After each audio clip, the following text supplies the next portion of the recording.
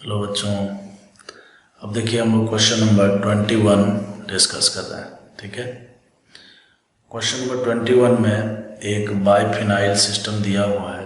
ठीक है, बाइफिनाइल है। बाइफिनाइल आप जानते होंगे, इस तरह से दो बेंजीन रिंग होते हैं ना।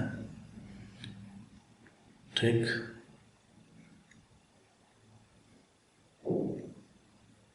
इस तरह के दो बेंजीन रिंग होते हैं और यहाँ पर मान लीजिए कोई ग्रुप लगा हुआ है, यहाँ भी ग्रुप लगा हुआ है, यहाँ भी ग्रुप लगा होता है और यहाँ भी ग्रुप लगा होता है।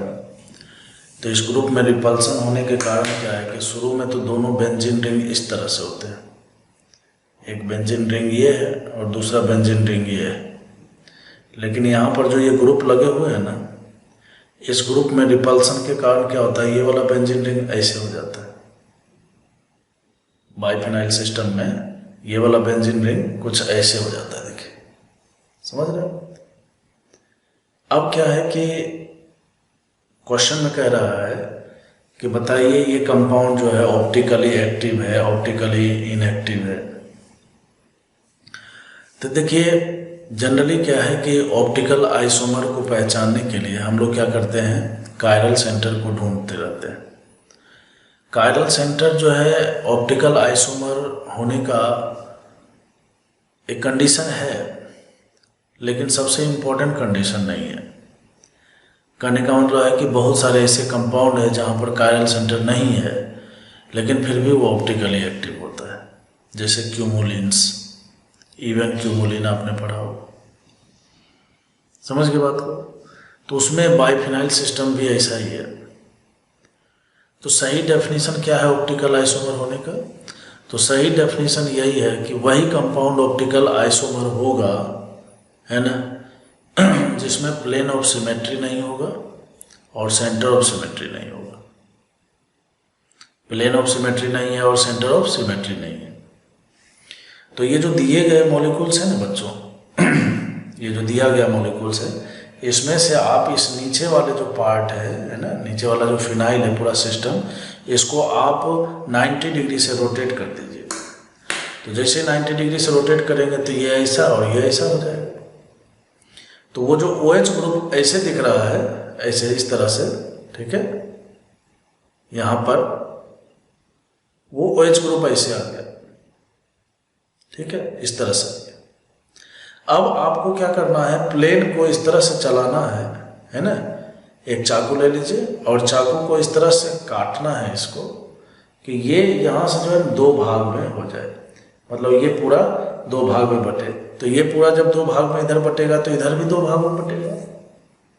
तो आप क्या देखेंगे इसमें कि कटने के बाद जो सिस्टम मिलेगा उसमें प्लेन ऑफ सिमेट्री नहीं है। प्लेन ऑफ सिमेट्री कहने का मतलब कि दो अलग अलग भागों में जब कटेगा वो, ठीक है, तो कटने के बाद जो दो अलग अलग पार्ट मिलेंगे वो दोनों एक दूसरे के मिरर इमेज नहीं होंगे। जैसा कि आप समझ चुके हैं, ये तो आ गया परपेंडिकुलर, तो इसको तो जब आप काटोगे तो ये तो आधा आधा बढ़ जाएगा, ठीक है। लेकिन यहाँ पर क्या होने वाला है, यहाँ पर जो है आपको दो पार्ट जो दिखेगा वो देखिए कुछ ऐसा दिखेगा,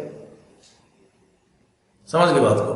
तो एक पार्ट में ये सिस्टम दिख रहा है और दूसरे पार्ट में ये दिख रहा है, मतलब यहाँ पर प्लेन ऑफ सिमेट्री नहीं है, समझ गए बात को। प्लेन ऑफ सिमेट्री इसमें नहीं है, और जैसे ही प्लेन ऑफ सिमेट्री नहीं है तो इसका मतलब ये कंपाउंड क्या है, ऑप्टिकली एक्टिव हो जाएगा। लेकिन उससे बोलने से पहले सेंटर ऑफ सिमेट्री भी देखना चाहिए। तो सेंटर ऑफ सिमेट्री में क्या है बच्चों, जैसे देखिए ये वाला है और यहाँ पर ये है, तो ये OH। तो अगर ये सेंटर है, ये वाला सेंटर है इसका, तो यहाँ से ऊपर जाने पर देखिए आपको OH मिल रहा है, तो यहाँ से नीचे जाने पर भी OH मिलना चाहिए। तो देखिए नहीं मिल रहा है ना, जैसे देखिए ये यहाँ पर दिया हुआ है और OH यहाँ पर लगा हुआ है, ठीक है, तो OH नीचे तो नहीं है, ठीक है। तो इसमें सेंटर ऑफ सिमेट्री तो है ही नहीं।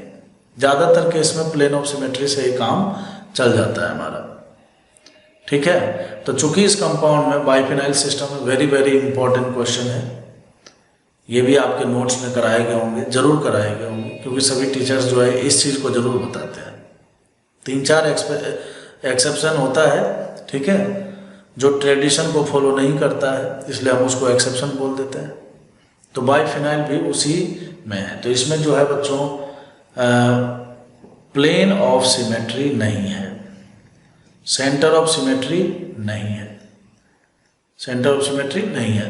तो यदि किसी कंपाउंड में प्लेन ऑफ सिमेट्री और सेंटर ऑफ सिमेट्री दोनों एब्सेंट होते हैं तो ऐसे कंपाउंड ऑप्टिकली एक्टिव होते हैं। और कायरल सेंटर है क्या इसमें? कायरल सेंटर होने के लिए क्या होना चाहिए? कायरल सेंटर होने के लिए कार्बन को sp3 होना चाहिए, या कोई भी एटम हो तो वो sp3 आयोडाइज होना चाहिए। देखिए यहाँ पर कोई भी एटम नहीं दिख रहा है जो sp3 आयोडाइज दिख रहा है। अब बोलोगे ये ऑक्सीजन दिख रहा है, तो ऑक्सीजन दिख तो रहा है, लेकिन ऑक्सीजन के पास क्या 4 डिफरेंट ग्रुप है? नहीं है। समझ के बात को? तो कहने का मतलब यह है कि इसमें कायरल सेंटर भी नहीं है और ऑप्टिकली एक्टिव भी है। ऑप्टिकली एक्टिव कैसे है? तो इसमें प्लेन ऑफ सिमेट्री नहीं है, सेंटर ऑफ सिमेट्री नहीं है। तो इसका आंसर क्या हो जाएगा? डी हो जाएगा। N optically active compound without having chiral centre. समझ में आई बात? अब देखिए नेक्स्ट क्वेश्चन देखते हैं। नेक्स्ट क्वेश्चन में बच्चों इस तरह दिया हुआ है, कहता है पेयर ऑफ कंपाउंड और पेयर ऑफ एनांसियोमर हमें देखना है। एनांसियोमर, देखिए एनांसियोमर पहचानने के लिए आपको क्या करना पड़ेगा? सभी के फिक्सचर प्रोजेक्शन बनाने होंगे। देखिए मैंने आपको एक बात बताया था कल, फिर से मैं बताना चाहता हूँ। जब भी इस तरह से वेज दिया हुआ हो, डैश दिया हुआ हो और केवल वेज या केवल डैश दिया हुआ हो, तो जहाँ पर जिस साइड लाइन के थिक लाइन जो दिया हो, देखिए ये थिक लाइन है, तो थिक लाइन के जिस तरफ वेज बना होगा ना उसी तरफ डैश बना होगा। ये बात हमेशा ध्यान रखें। जैसे इधर देखिए डैश बना, वेज बना हुआ है तो डैश भी इधर ही होगा। तो इसका मतलब यह है कि आप इस तरह से बना सकते हैं। यहाँ हाइड्रोजन है और यहाँ पर डैश में क्या है? यहाँ डैश में हाइड्रोजन है। समझ के बात को? कन्फ्यूजन होता है बच्चों को, लगता है अरे यार इसमें तो आधा ही दिया है। ठीक है, कोई बात नहीं। तो आप देखिए सबसे पहले नंबर यहाँ ऊपर वाला कंपाउंड यहाँ बना दीजिए CH3 और यहाँ पर भी नीचे वाला बना दीजिए CH3। ठीक है, ये बना दिया। अब देखिए ब्रोमीन राइट हैंड साइड में दिख रहा है डैश पर, तो हाइड्रोजन इधर चला आएगा। आपको जैसे भी आता है वेज डैश को कन्वर्ट करने, आप अपने मेथड से लगा सकते हैं। मैं क्या करता हूँ जनरली इस तरह से ऊपर से नीचे आता हूँ और फिर जो डैश वाला जिधर होता है ना, जैसे डैश देखिए राइट दिखा तो मुझे राइट ही, यहाँ पर देखिए डैश मुझे लेफ्ट में दिख रहा है तो डैश को मैं क्या है डैश को फिक्स रखता हूँ और वेज को घुमा देता हूँ। ये मेरा तरीका है अपना। ठीक है, अलग अलग लोग अलग अलग तरीके से इसको बनाते हैं, मुझे ये अच्छा लगता है। अगर आपको अच्छा लगता है तो आप भी फॉलो कर सकते हो। बताओ, देखो यहाँ पर CH3 था, पहले ऊपर वाला इसको मैंने टॉप माना तो टॉप CH3 लिख दिया, इसको मैंने बॉटम माना, बॉटम CH3 लिख दिया। अब ऊपर से नीचे आ रहे हैं, ऊपर से नीचे आ रहे हैं तो मुझे ये दाएं राइट में दिख रहा है, इस थिक लाइन के राइट में दिख रहा है, तो राइट में दिख रहा है तो मैंने ब्रोमीन राइट में लिखा। और हर हमेशा डैश को हम क्या करते हैं? फिक्स कर देते हैं, जो जिधर है वो उधर ही रहेगा। तो देखिए डैश ब्रोमीन राइट में था, यहाँ पर देखिए डैश पर हाइड्रोजन है लेफ्ट में था, तो क्लोरीन ऑब्वियस सी बात है दूसरी तरफ चला जाएगा। चलिए इसको बनाते हैं। देखिए टॉप आप इधर से इधर भी जा सकते हैं, लेफ्ट टू राइट भी और राइट टू लेफ्ट भी जा सकते हैं। जैसे देखिए राइट सेकंड वाले में बनाता हूँ। सेकंड वाले में मान लो कि मैं यहाँ से आता हूँ CH3 और ये भी CH3, इसको मैं टॉप मान रहा हूँ। ठीक है, तो यहाँ पर मैंने CH3 ले लिया। अब देखिए यहाँ पर जिधर वेज होगा डैश उधर ही होगा, हमेशा ध्यान रखना। जिधर डैश होगा उधर ही वेज होगा। दिया है तो दिया है, नहीं दिया है तो हम बनाएंगे। तो देखिए ऊपर से नीचे आएंगे तो CH3 यहाँ पर दिखा। अब देखिए यहाँ पर जो है, यहाँ से ऊपर से नीचे जब आ रहे हैं तो मुझे डैश जो है हाइड्रोजन लेफ्ट में दिख रहा है तो ये ब्रोमीन इधर हो गया। फिर देखिए डैश क्लोरीन राइट में दिख रहा है तो ये इधर हो गया। अब दोनों कंपाउंड को अगर गौर से देखिए तो ये जो है आपको आइडेंटिकल दिखेगा, है ना। दोनों देखिए same to same molecule he,